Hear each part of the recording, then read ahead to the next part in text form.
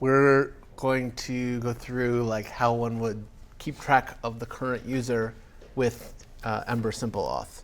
So as we discovered as we walked through this, sort of the mechanism for registering and for logging in, those are already present. I gave those to you guys for free. So really all we need to do is kind of build a function that's available in more than one place, right? We need it at least in 2 routes, at least in the place where we initially log in, and then to kind of, for a user who's already logged in, we need to be able to fetch that on the subsequent visits. We need some functionality to do that retrieval for us. So anytime you hear like, I need this functionality in multiple places, service is a good place to do that. And particularly when we get into engines tomorrow, services play they play an increasingly larger role in that it is the only mechanism for sharing state and common functionality dynamically between various chunks of your app. So if for example, you had a blog engine in your site, and that needs to know who the current user is so that you can create a new blog post and associate that with that user as an author, a service would be the way of doing that. So we'll get into that a little bit tomorrow, but that's sort of the rationale for having this take the form of a service today. So we'll just generate one to begin with. And I'm just going to call it current user. And we will have all of these files created for us. And I'm going to just start the server up here. We'll close a bunch of stuff.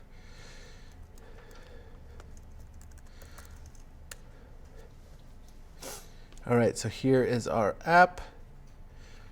And here we go. So the first thing I want to do is I would like to see what state we're in with the app as it stands now.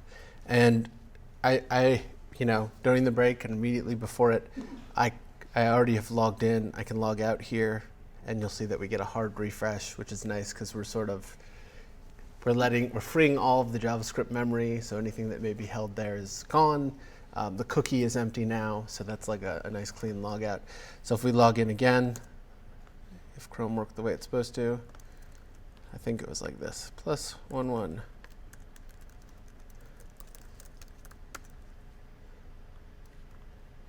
Let's see. Tempted fate by logging out. There we go. So I'm logged in. And if we look at how this is working, the response we get back from sessions is just this JSON web token.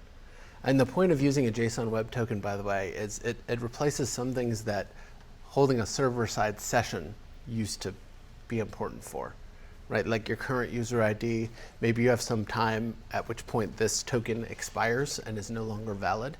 So what happens is you build this JSON object on your server side, you stringify it, and then you encrypt it. So really any clients interacting with the server are passing this token along back and forth. And it's almost like you have people walking around with secret envelopes they themselves can't read, but the server can read. And so they'll walk up and they'll ask for something and they'll pass their envelope, and the server can say, oh yes, I signed this, and here are your roles, and here's your current user ID, and at this timestamp, I'm going to ask you to log in again. And it's a really nice way of having this little tiny piece of state that is usually needed for an API, having that available in a safe way. This isn't even an HTTP cookie. This is just a regular, this isn't an HTTP only cookie. This is a cookie that the browser can read as well. But having a convention like this is really nice because your browser is interacting with this API in the same way that another API might interact with this API. So it's just one more consumer that is aligned with the same OAuth 2 standard. In any case, we're logged in here. And if we look at the way we've retrieved posts, you can see that we've got this authorization header here, and we've got bearer and then the same token here. So this is Ember simple auth and its Ember data mixin and all of it's kind of working for us in a way that is not something we need to worry about once we set it up. Everything we do from this point on takes advantage of our logged in status. As far as retrieving the current user, I'm just going to begin immediately following where we logged in, and that's going to be in this login route. And so here, let me get rid of the sidebar. Here we can see that we've got, we get this session service, which is an Ember simple auth concept, and we're going to call the authenticate method on it, and we're going to tell it which authenticator we wish to use, and we only have one in this app, so we're going to pass that in. And then we pass along our email and our password. So this authenticate method, it returns a promise. So we can simply tack onto that with .then, and then we're going to do something with this new current session service that current user service that we made. So I'll inject that service. By the way, everything gets camelized, so we don't have to do current-user here. And here I'm going to do this get current user dot load user info. And I'll return that because we're going to make this a promise as well. So in case I needed to do something else, this is sort of turning into a promise chain that we can tack more stuff onto. All right, so great. So now I need to implement this method in current user. Load user info, and what we're going to need here is to get a hold of we're going to get a hold of the store, right? So we're going to inject the store right onto this service.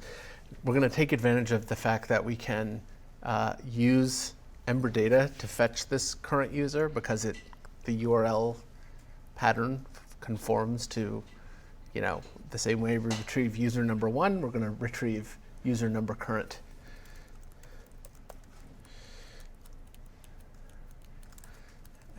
And we will go about it this way. Store inject service, and then in here we're going to return this get store, and we're going to use find. So this is the one that's going to use something that's cached if it exists.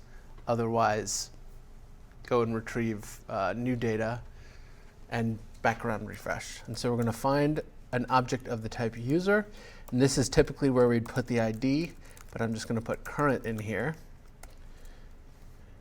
and let's see what happens. So I'm going to filter for XHR. Okay, so we're not seeing the request go out because this only happens when we log in. So I'm going to take the same thing that we've tacked onto the service and the same thing that I've put in the login action, and put it in the application route, so it's all loaded up whenever we boot the app. For users that already have this token, which is currently present in a cookie here. So there's the token in a cookie. So we'll go to our application route, and in our before model hook, I'll get rid of this console log file. Actually, why not leave it there?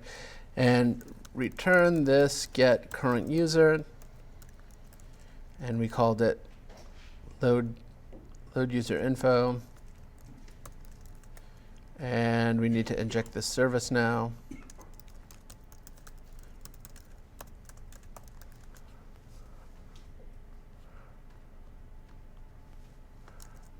Okay, so here's what's happening. Oops, trying to make things bigger, but Chrome is misbehaving.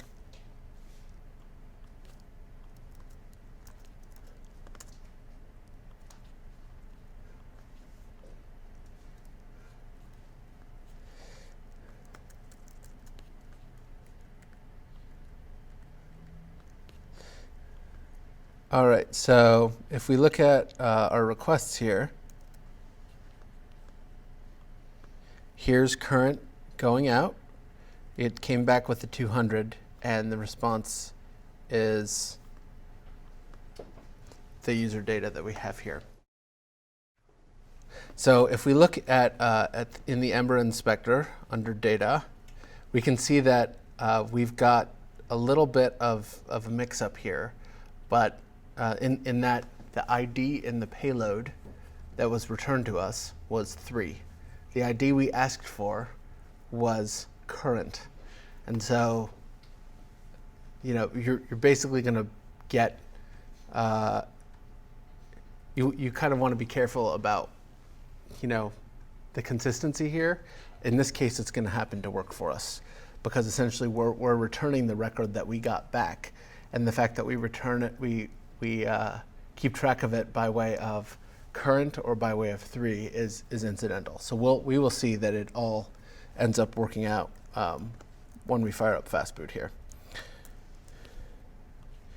So I'm going to kill the app, which is currently in sort of client-side mode now, and we're going to run it in fastboot mode, deleting that pesky folder as we go. There we go.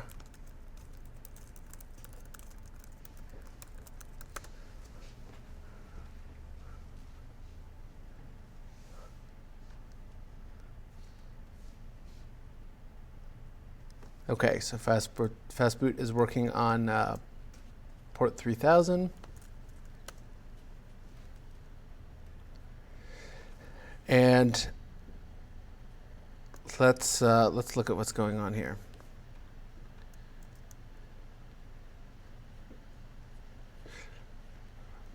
So we can see that this current request is still going out. I'm going to just take a look at the page source so we can see what's going on. Okay, it looks like maybe I have not installed this important add-on yet.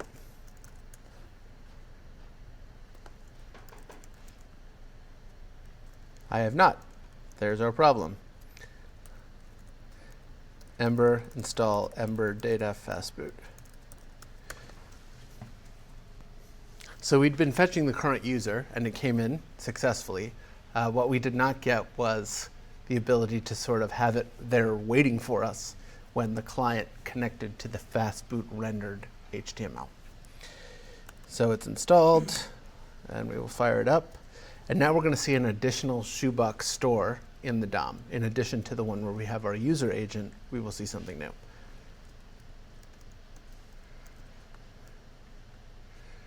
So, wow, that's a lot of text. The reason is we're actually caching all of these blog posts as well. All of the Ember data stuff, all of it. So this is like a bunch of markdown syntax here, but ultimately at the end we have somewhere in there there's my username right there. So we've got data, ID is current. You can see that our ID is 3 here, but so this conflict will happen to work for us in this case, but just keep an eye on it. If it starts to look fishy, you may want to find an alternate solution to something like this. So if we refresh, what I want to show you guys is what would happen if we essentially froze things before any of the data came back. So I'm going to turn our network connection way down, and we're going to kind of see what ends up being rendered where. What is on the screen before our responses come back, and that'll tell us what data is present in the store. I do want to make one change first, and I'm going to replace this with the user's email so that we can see that this current user is present, it's not empty. So we're going to need to do one last thing. Okay, so we don't have an application controller. I'm just going to create one.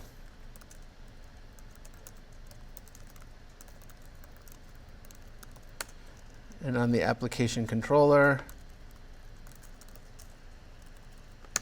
we're going to inject this current user service.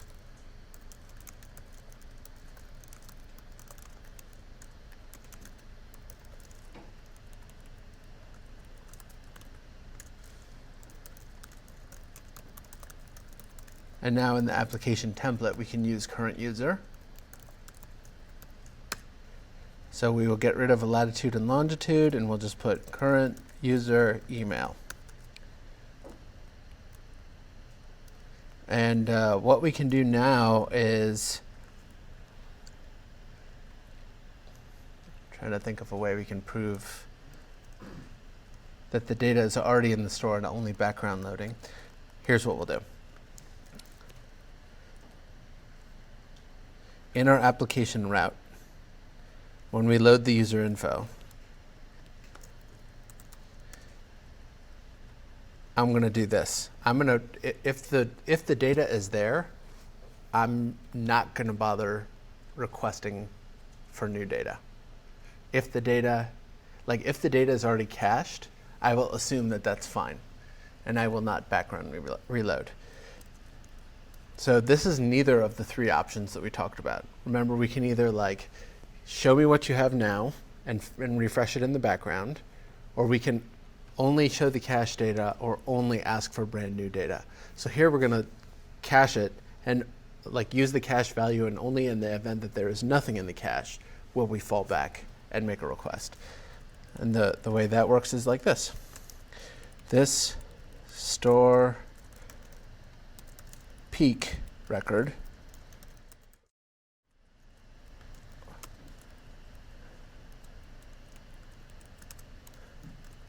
pretty simple,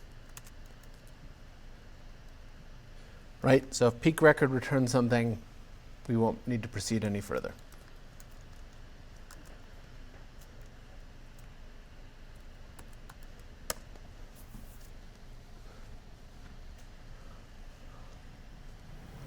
Will that get it the first time?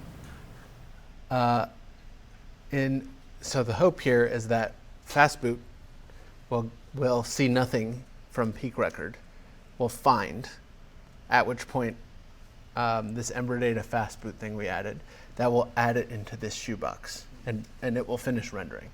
On the client side, early in the app initialization process, the stuff in that shoebox will be pushed into the Ember Data store on the client side. So when our browser picks up, it should get something for peak and not go through the process of finding. But let's see. Okay, so you can see that maybe I'm too zoomed out here. I'm not seeing the data in the DOM here, but I am seeing something promising, and that is that if I look at the requests that were sent out, I'm not asking for current user here. So we found something in the store already, right? So a lot of, some work in this area is really how you cut down that page load time and that time to first interaction as much as you can.